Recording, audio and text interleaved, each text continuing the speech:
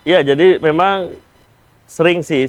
Pertama kan salah satu usaha atau bisnis saya kan saya salah satu pemilik klub bola lah. Kalau bisa dilihat di internet lah di profile. Ya, nggak sebelumnya Jakarta United. Kalau sekarang kan PSB. Saya salah satu pemegang sahamnya PSB Bogor, Kota Bogor lah ya. Nah memang saya sangat banyak bersentuhan dengan anak-anak muda. Saya juga ketua umum Garuda Nusantara. Garuda Nusantara itu organisasi kepemudaan yang sudah punya perwakilan di 27 provinsi. Itu kemarin tahun lalu kita kerjasama sama Kemenpora terkait dengan aplikasi Big Data pemain, atlet lah. Jadi memang eh, irisan-irisan dengan anak muda itu sudah dari cukup lama. Dari ya sekitar 5-6 tahun itu sudah banyak itu. Memang kan di organisasi saya sudah aktif organisasi itu dari saya di FPUI dulu. Dari tahun 2004 saya udah aktif. Saya kuliah 2002, 2004 saya udah aktif tuh. Sampai sekarang udah hampir 20 tahun saya aktif di organisasi, nggak pernah putus gitu.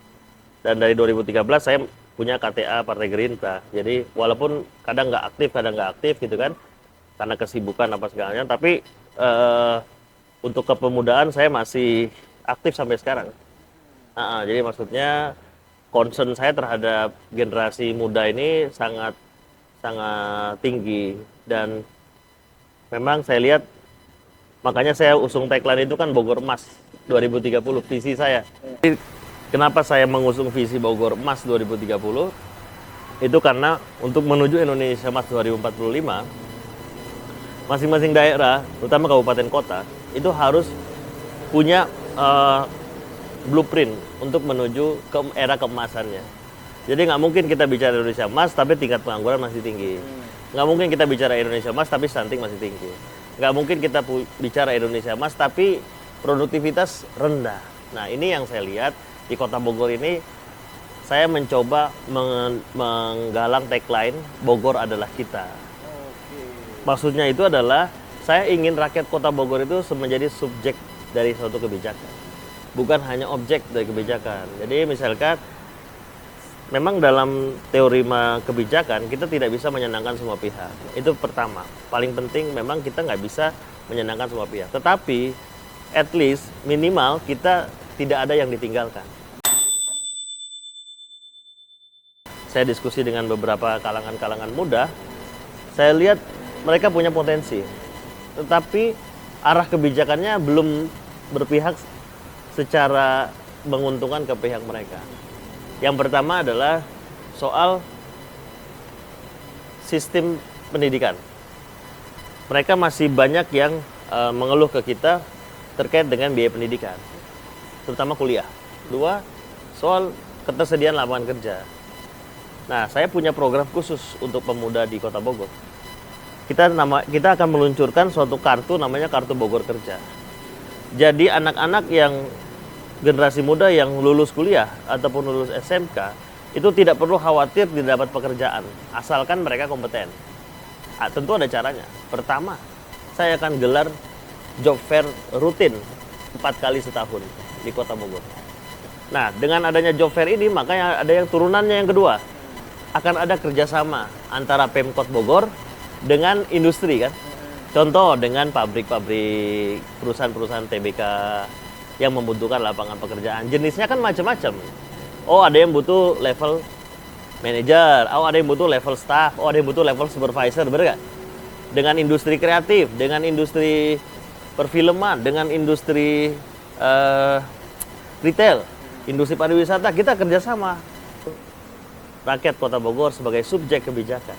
Artinya subjek kebijakan, dia dianggap sebagai aktor penting untuk kemajuan kota. Nah ini yang saya lihat belum ada di sebelum-sebelumnya. Jadi masyarakat itu harus menjadi subjek. Maksudnya subjek itu dia harus menjadi aktornya. Bagian pentingnya dia, karena wali kota, ASN itu hanya melayani. Ya memang saya beberapa kali berkunjung lah ke kafe-kafe ataupun ke simpul-simpul industri kreatif. Ya. Di Kota Bogor.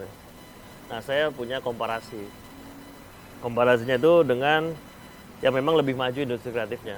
Kita nggak usah bicara Jakarta lah. Kita bicara misalkan Kota Bandung ya. dan kota Malang, nah ya kan, yang memang potensi industri kreatifnya itu masih lebih maju dari kota Bogor. Nah, jadi memang saya ada sempat beberapa interaksi dengan mereka, dan sebagian mereka rata-rata juga masih aktif kuliah, baik S1 maupun S2. Saya tanya, sebenarnya apa yang membuat industri di kota Bogor ini belum bertumbuh? Industri kreatif jujur saja belum banyak bertumbuh di kota Bogor. Jadi saya lihat apa yang mereka sampaikan itu masuk akal juga. Pertama, mereka punya bakat, mereka punya keahlian, tapi mereka tidak punya wadah untuk belajar, untuk lebih advance terkait itu. Kedua, masalah mereka itu adalah masalah akses terhadap capital, permodalan. Nah, ini bukan hanya industri animasi aja, semua industri kreatif di Kota Bogor itu punya masalah di situ, capital. Kalau soal bakat, kita kok rakyat Kota Bogor nggak kalah, bisa diadu. Tapi yang paling penting itu yang dua tadi. Nah, saya punya solusi. Saya pasti diskusi sama mereka, saya punya solusi. Jadi, milenial yang Gen Z dan milenial yang punya konsep ekonomi kreatif di bidang apapun, baik dia per grup ataupun dia sendiri, itu akan kita plot dari APBD setiap kecamatan 1 miliar. 1 miliar 100 milenial. Nah, jadi nanti milenial itu dapat mengakses modal minimal 10 juta. Modal awal. Itu modal awal. Bukan berarti nanti tidak bisa ditingkatkan kan? Kan kalau modal awal kalian bisa bikin, misalkan bikin legalitas CV, kan nggak terlalu mahal. Terus kalian bisa bikin apa segala macam. Kalau itu yang skalanya nggak terlalu besar. Tapi kita nanti kalau memang kita lihat bahwa yang penting milenial itu tumbuh dulu. Nah, dengan adanya uang 10 juta dari pemerintah daerah, mungkin dia bisa memulai usahanya.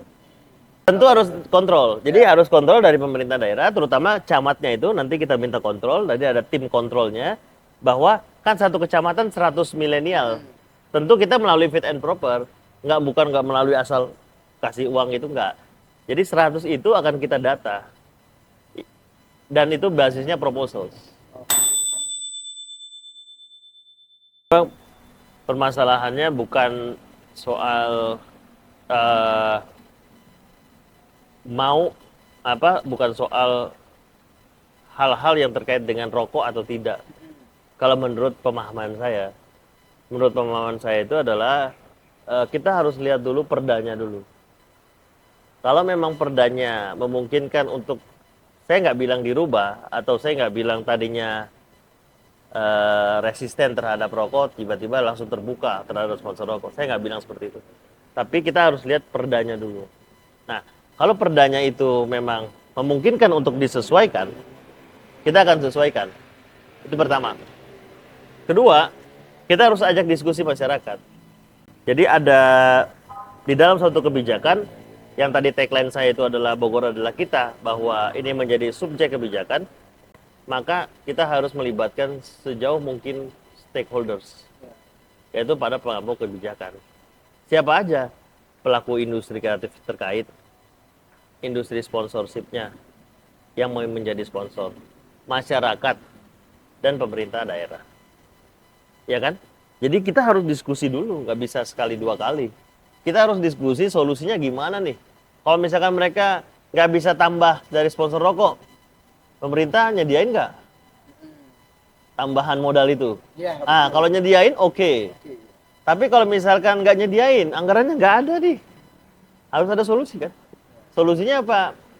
Apa mungkin produk turunannya ya yang non rokok misalkan. Kan rokok itu mungkin satu grup lah ya. Tapi ada produk turunannya apa dan segala macam. Atau kedua ya industri lain, mau nggak mau. Jadi memang kalau udah nggak bisa ya udah industri lain. Jadi saran saya sebenarnya bukan soal rokok ataupun sponsor rokok atau bukan sponsor rokok sebenarnya. Tapi bagaimana yang tadi adik bilang tadi, musik, event konser, apa segala macam itu diintegrasikan dengan industri. Karena baliknya itu dengan masyarakat kan.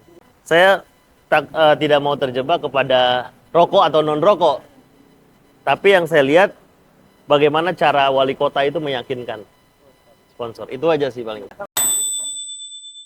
Memang hidup itu mengalir lah. Nggak usah terlalu dibikin baper. Politik itu nggak usah baper. Nggak usah terlalu dibikin ribet, dibikin sulit. Yang penting kita punya niat baik. Pada saat masyarakat itu misalkan mengapresiasi niat baik kita, dimanapun juga, mau jadi wali kota atau tidak jadi wali kota, yang namanya berbuat baik dan untuk masyarakat itu harus. Pertama. Kedua, saya sudah siap dengan apapun konsekuensi dari yang tadi kamu sampaikan. Jadi ya kita manusia itu hanya bisa merencanakan. Tuhan yang menentukan.